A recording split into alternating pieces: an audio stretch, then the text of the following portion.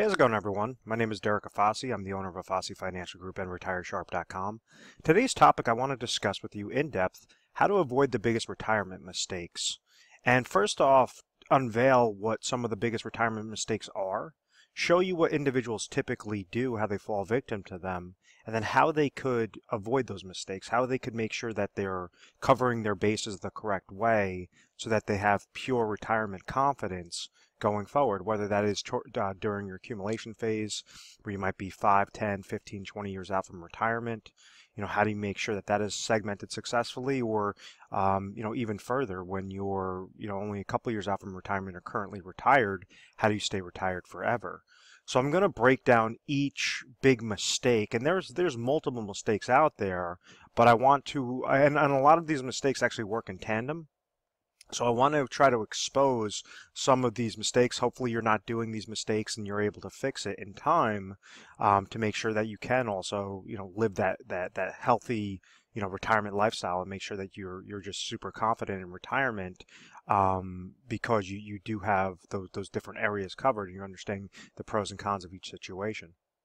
So the very first mistake I want to tackle is running out of money. And a lot of individuals don't realize, how this occurs, and all of a sudden they're looking at their account right when they retire, and a couple of years go by, and all of a sudden they look back at their account and they go, "Oh my gosh, I'm gonna run out of money in the next couple of years. What went wrong?" And in order to truly understand this, you have to realize what happened with retirement planning, what happened with employer-sponsored retirement accounts, and then what is the risk for typical individuals as they're getting closer to retirement, or they're currently in retirement. Why is this such a problem now of running out of money? And back in the day, and individuals still are offered these types of plans, an individual would work for a company and they would give X amount of years of service, so 20, 30 years worth of service, and they were offered something through their employer known as a defined benefit plan, also known as a pension plan. So I give the example a lot. I say my grandfather was an elevator mechanic for the city of New York. He was offered a pension plan. He started working for them in his late 20s, and they said, okay, if you give 30 years worth of service, by the time you're age 55 in his case, you've given 30 years worth of service, we will give you a set retirement income stream as a thank you for working for this company, an incentive to stay loyal to us. Make sure that you're working hard, and therefore we'll make sure that your retirement is set up for you so you don't have to try to invest your dollars on the back end. So life used to be a lot more simple. Individuals would work those 20, 30, 40 years in some cases, and then understand that they're having a set retirement dollars, just like Social Security income. There would be money left for them every single month that would get paid to them, that they didn't have to work, so that when he retired, he's able to receive his pension income, able to receive Social Security income if he was age 62, and hopefully those two combinations of income would be able to suffice what him and my grandmother's expenses were. Well, unfortunately, there was a shift that took place. You had the branch of the government was created known as ERISA in 1974, and later on came about 401k related plans, the implementation of 401k related plans in 1978. This is important because rather than that defined benefit plan where an individual would go to work, that company would define exactly what that benefit was going to be. When this ERISA Act was created, and then you had the implementation of 401k plans, it now took that risk from the employer, from the entity, and threw it onto the employee. So now, rather than a defined benefit plan, you have these plans known as defined contribution plans, which says, okay, you're going to be working for this company. We might incentivize you to start planning, start putting money aside for retirement, known as a company match, but ultimately it's all on you. If you're making $100,000 in a given year and you decide to put 10% of your salary into your 401k plan, your 401k is going to grow by the contributions going into that bucket, and however well you chose those different options, your different investment options related to that 401k, and whether that received a rate of return would make this bucket increase. If, let's say, you added contributions that year and the rate of return was negative, well, you might have a decrease in that bucket regardless of how many years you've been contributing to it. So the point that I'm trying to make is, rather than have that security of saying I had a pension plan or I have a pension plan, now individuals, majority of individuals, are on their own and they're trying to create strategies to really maximize that rate of return on their 401k related plans, because they're trying to make this bucket as large as possible so that when they retire, they could siphon through these monies a specific way and make sure that they're not outliving their money. So if they retire at age 65, they're hoping that their rate of return will stay consistent, and also be able to pull out X amount of thousands of dollars per per month, per year, that will suffice exactly what those expenses are. So the entire retirement game has really shifted on its head. So rather than, now you still have some companies, it is very rare, but you still have some companies out there and some entities that offer pension plans. Majority of the plans being offered are employer-sponsored retirement plans, such as the 401k, 403b related accounts, 457 plans, thrift savings plans. There's a whole slew of different, sorts of retirement plans available. So if you understand that concept, that 401k related plans were implemented right in 1978, and now this is looking at the historical rates of the Dow Jones Industrial Average over the past 100 years, you notice that yes, the Dow Jones Industrial Average did go up, so the market did go up, but now you had this extremely large boom that took place from 1980 all the way through 1999. There's over 1,200% growth into the market. The reason why that chart is so important is because it shows how the mindset was essentially tricked to thinking that if individuals just keep over max funding their 401k related accounts, it doesn't matter what they contributed into their 401k related plan, that rate of return is going to have a very high positive impact.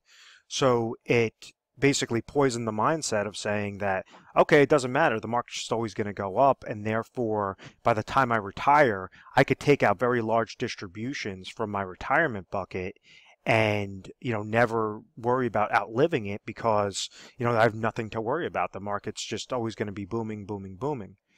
And unfortunately, we've seen shifts. We saw a shift in 2001. We saw a very large shift in 2008.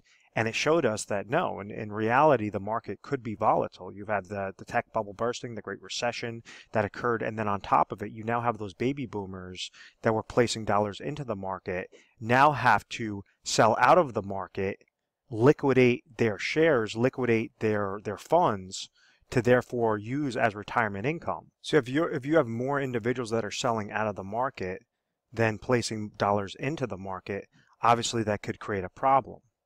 So individuals in the 1990s and early 2000s, what they would do is say, okay, well, I'm noticing that the market could potentially go down. I'm just going to take my dollars and I'm going to invest them into a fixed account. Bank CDs are paying 8%, they're paying 10%. Fixed annuities are paying 8%, they're paying 10%. So when somebody's utilizing a fixed account, what they're essentially doing is saying, okay, I have $100,000. And let's say hypothetically you had a fixed account that was paying 10% rate of return. This individual could go get set up into that product. Let's say it was a 5-year product, receive interest each year for those 5 years. So they're receiving $10,000, et cetera, et cetera. After those 5 years, that individual has the $100,000 left over, and therefore they could reinvest it in a new 5-year contract. So, which is not a bad strategy. The only problem is interest rates hit all-time lows.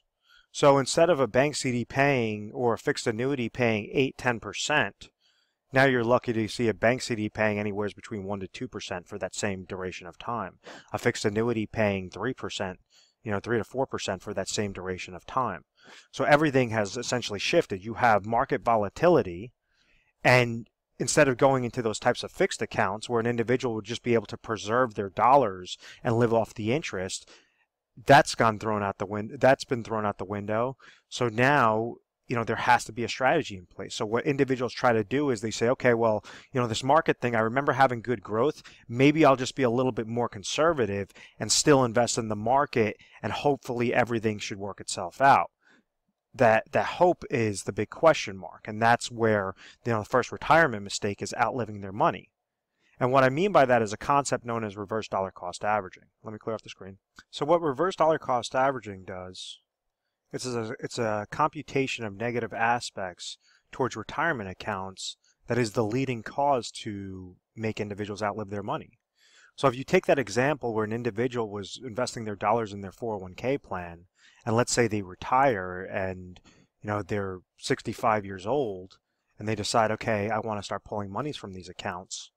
Well, what do we understand are the negatives with those types of investment related accounts, whether this is a 401k or an IRA? It all comes down to that rate of return and other things, which are, if you think of this like the term of a bucket, there's little holes poked in the bottom of this bucket, and those little holes are known as fees.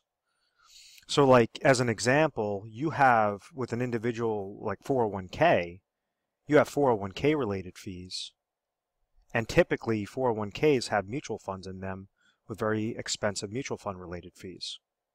Those are obviously two negatives. Those are the fees coming out of the bucket. Those are the little holes. When we add on a downward market loss like 2001, like 2008, that's going to further compound. That's equivalent to slicing this bucket. Then when you try to pull out income from this account, that's going to be a fourth negative. Then you have to incorporate inflation, because individuals in retirement, some of their expenses are going to be fixed expenses. Other expenses are going to be inflationary expenses, meaning the cost of goods and services are going to be increasing to the pace of inflation. So therefore, it forces individuals to increase that income during retirement, and therefore it's further compounding that negative against the account. So a really quick example, and this is just a hypothetical example on this, just for really easy math. Let's just say if you had 401k related fees of 1% and mutual fund related fees of 1%, and you had a downward market loss of 10%, and this individual took out income. Let's say that this person had, $1 million in their 401k related account.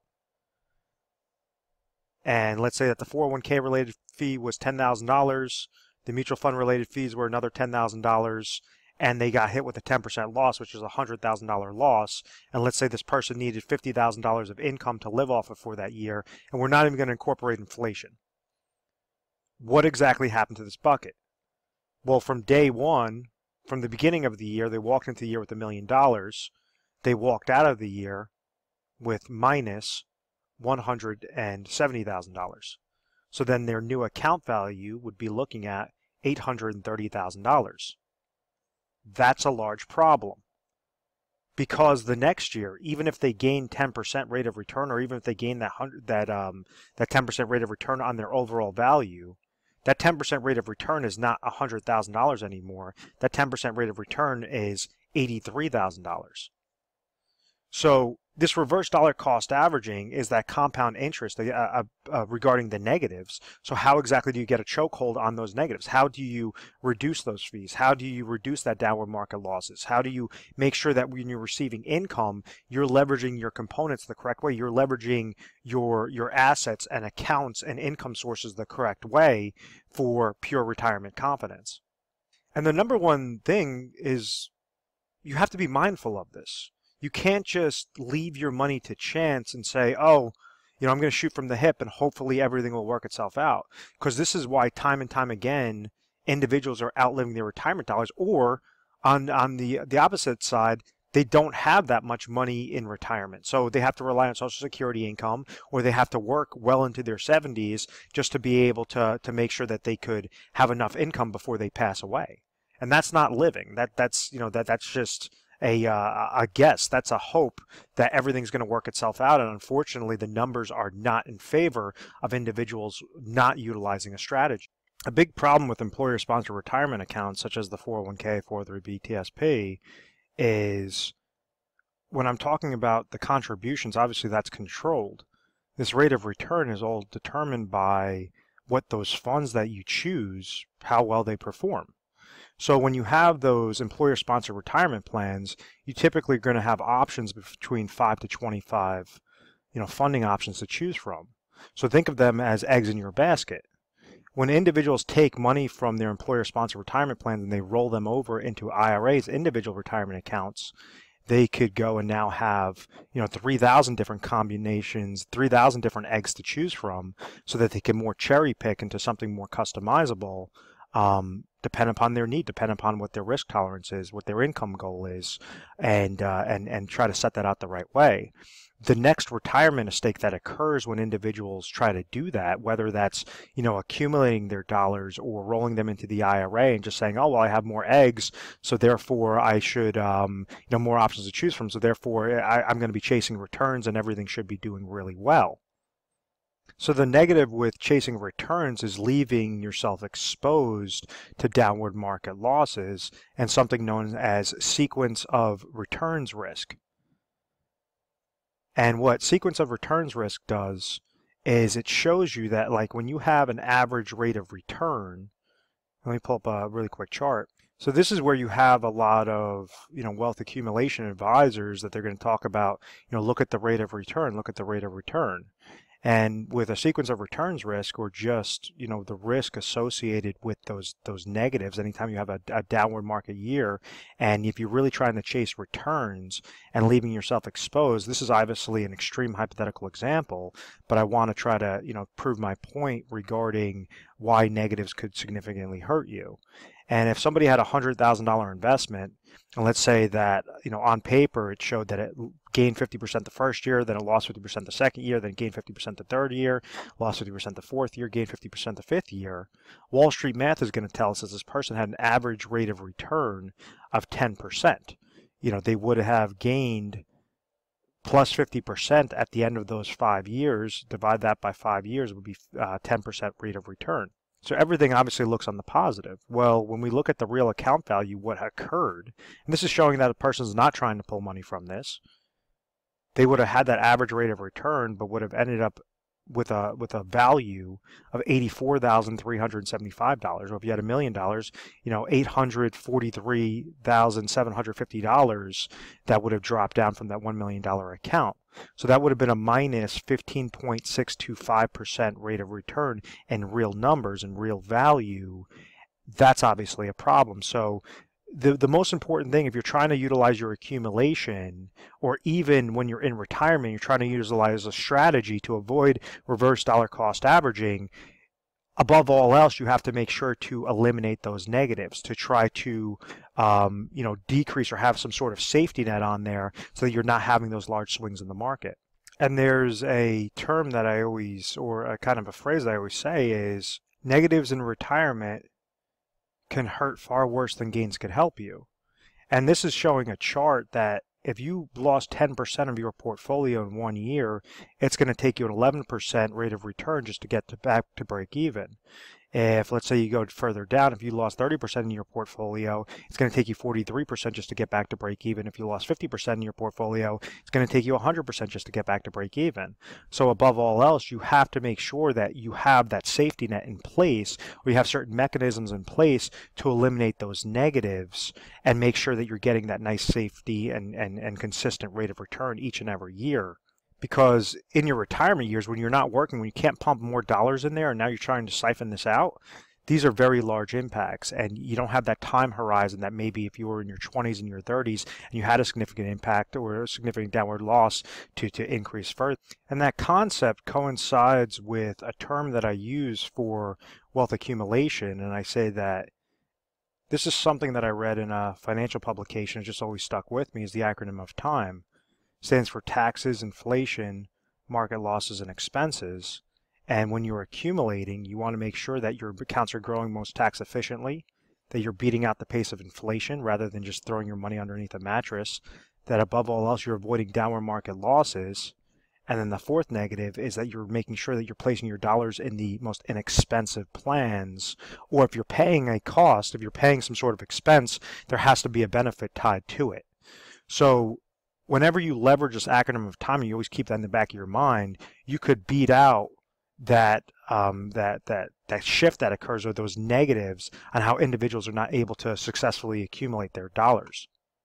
So the third negative, before I get to the solution, is not using your existing accounts as leverage.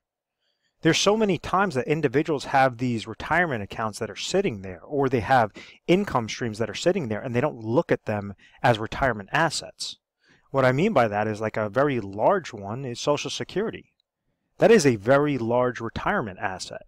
That's a major portion of a formula to say, how can you retire with pure retirement confidence, is making sure that you're structuring your Social Security maximization strategies properly. Another aspect might be a pension plan. Pension income is obviously income that, rather than increase your expenses and say, okay, I want to take this extra trip when I retire and travel and all this other stuff, if your expenses do not allow and your expenses are at X and your Social Security and pension income just barely beat out those expenses, well, you have to put yourself on a budget.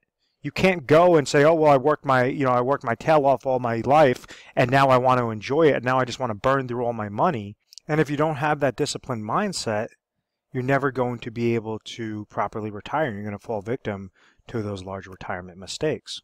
And it all comes down to, the culmination of this entire video comes down to not having a plan and just hoping everything will work out. Trusting an advisor because, he's trying to speak in this technical financial jargon and just, talk over you. That's not the correct way to do it, because there's many people out there that have many financial advisors, and unfortunately, they're not even beating out what a simple index like an S&P 500 index or Dow Jones Industrial Average index is doing. So there has to be an actual strategy in place, and you have to make sure that you're segmenting your dollars towards specific lanes. A really easy strategy. Obviously, we go into very technical strategies whenever you call over to our agency or you set up an appointment. It's going to be more specific to your individual situation. But a very basic strategy that you guys could use from just watching this video is make sure that you're segmenting your dollars to 3 main goals. Goal number 1 is you have ample amount of income sources. Goal number 2, you have ample amount of emergency funds. Goal number 3, you have inflationary protection, or strategy for inflationary protection. We want to make sure that we're leveraging the existing assets properly. So let's say if an individual is currently age 60 and they're going to retire at age 65, and they have a specific need in mind. They're saying at age 65, I need $50,000 of income in retirement to cover my expenses. So the first most important aspect is that need. Rather than take a guess, there's different things out there. You could look at budgeting sheets online. You could give us our agency a call. We could send you over budgeting sheets. But it's all about breaking this down to the decimal point on what are going to be those retirement expenses. So that brings us to step 1, income sources. Remember, we want to leverage what you already have so that you could leave as much money in your pocket, less worry in your pocket at the end of the day. So let's say if this person receives Social Security income, has a small pension, and then they have nothing else. They have basically, we'll say that they have a 401k related plan of $500,000. How exactly can we make sure that these 3 bases are covered? Well, the first thing, let's say that Social Security income is coming to them at $30,000. They hit age 65, Social Security income will be $30,000. Pension income, let's say they have a small pension of another $10,000. What that goes and tells us is that out of their overall picture, and they have obviously a 401k account that's sitting at $500,000. What that goes and tells us is obviously these 2 income sources are giving them $40,000, but they have a $50,000 need, and therefore there's a $10,000 gap. So this is where they could leverage their 401k account, roll that over into a specifically designed IRA account, and this first portion, for the income, we would place it into a safe income product, would be an IRA annuity. If they're currently age 65 and they have 5 years worth of deferral, what we would find them is the best mathematical annuity for that individual dependent upon his state, age 60, looking to trigger lifetime income from an annuity at age 65. So let's say out of this $500,000, it's going to cost this person $100,000 to roll into an IRA annuity utilizing an income rider that will produce them $10,000 every single year. So out of this $500,000, after after IRA number one, this person now has $400,000 left over in their 401k account, which now brings us down to step two. Step two is emergency funds. Rule of thumb is that an individual should have in between 6 to 12 months of emergency funds available to them at all times in case of a healthcare related expense, in case of some sort of emergency that could occur, even if something they want to take a trip or visit family or whatever that is, a death in the family, some sort of oh my gosh moment that occurs. So if this person has $50,000 of income or of expenses per year, we want to leave about $50,000 into some sort of liquid cash. So maybe that means out of this $400,000, they take $50,000 and they place that into a money market IRA. So this is IRA number two, which is just with a money market. So it's not really going to gain, it's not going to lose. It's just something very safe, like a cash account that's sitting there that this individual could leverage as that type of emergency fund supplement. So now, rather than take the $500,000, and what happens is with a lot of insurance-related agents, what they try to do is say, oh, roll all $500,000 into an IRA annuity, and you'll be fine. You'll have more income than you know what to do with. That's not setting up a plan. That's not setting up a strategy. What that's doing is giving that advisor a nice large lump sum commission, and most likely you never hear from that guy after after months after he sold that to you, or after a year after they sold that to you. It's very, very common. We get these phone calls in every single day into the office of saying, yeah, my advisor set me up a couple of years ago. I never heard from him ever again. So first aspect, a new IRA number one is through an annuity. It's with a specifically designed hybrid annuity. IRA number two is $50,000 through a money market account. And now we have $350,000 left over that we could tie to inflationary protection. What exactly is inflationary protection? Let me clear this off a little bit. Well, we understand that when individuals usually have expenses in retirement, a portion of those are going to be fixed, a portion of those are going to be inflationary. So the cost of goods and services, milk, gasoline, different things, entertainment, are going to increase with the pace of inflation. That's why a house is more expensive today than it was 50 years ago. A car is more expensive today than it was 50 years ago. All these different things are obviously increasing towards that inflationary, towards that purchasing power risk. So therefore, we don't just want to leave it to chance. We want to make sure that you have a plan segmented specifically for that inflationary protection. You could go and leverage a specifically designed IRA account that tries to combat that reverse dollar cost averaging effect. What I mean by that is an IRA that's specifically designed to eliminate downward market losses, to eliminate fees, mutual fund related fees and advisor fees, and allow your money to have that compound interest effect in a positive direction, gaining when the market goes up, but making sure that you have a safety mechanism in place. If the market goes down, falls below 0%, you can never fall below 0%.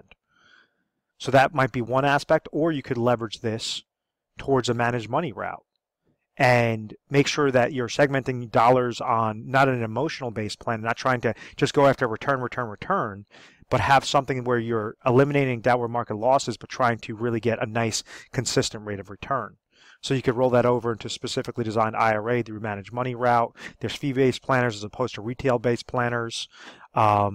Or you can kind of do a combination of different things. You could also set up something known as annuity laddering strategies to give you, at age 65, you're receiving $50,000 of income from that first income source, and then you might want to place dollars aside into a 7-year deferred annuity, a 10-year deferred annuity, different things that will give you an extra $2,000 at age 67, an extra $4,000 at age 71, another $9,000 at age 76, so that it's saying as your inflationary expenses are increasing, your income streams are also going to be being triggered through the lifetime income riders through those annuity contracts. So this $350,000 in this perfect scenario, we're not leaving the money to chance. We're not just saying, okay, let it ride and risk your money in the market and hopefully everything's going to work itself out. What we're recommending is you create a plan. You don't take a guess. you have a concrete plan so that you know you have more than enough cash, you have more than enough of an emergency fund, you have more than enough to combat that inflationary protection or to combat that purchasing power risk, and you have those income sources coming to you that you can never outlive, or you and your spouse could never outlive. So in closing, if you found value in this video, feel free to give our 1-800 number a call. It's 1-800-566-1002. We offer 24/7 customer service. You would give us a call mornings, nights, weekends, holidays, whatever the case may be, and someone will take your call. From there, when you're speaking to the assistant, they're going to ask you your information. You might just say, I saw a video online about biggest retirement mistakes. I want to speak to a specialist. And then they're going to go and find the specialist that pertains specifically to this video.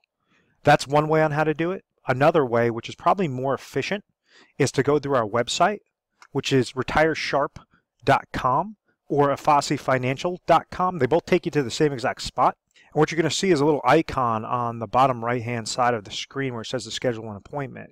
So now you could actually put down notes, explain a little bit about your situation so that we can make sure the correct specialist is there available to, sit down with you on the appointment. It syncs it to our calendar. So we have a lot of different open availability regarding the different specialists that you'll be dealing with. And, we'll make sure that that person will give you a call at that specific point in time. What you can expect when dealing with a specialist is to not feel rushed, is to really, have somebody that's asking you questions to try to figure out what your current situation is. Where are you right now at point A? Where do you want to be at point B? What do you have in place? Can you get from point A to point B successfully? Sometimes you can, and we would just say, hey, as a further confirmation, congratulations, you're all set, everything looks perfect. Other times it might just be slight tweaks that you have to make in order to have that slight tweak will have a very large impact and a very large impact on that overall success. So understand, avoid the negatives, avoid the biggest retirement mistakes. I really hope that you found value in this.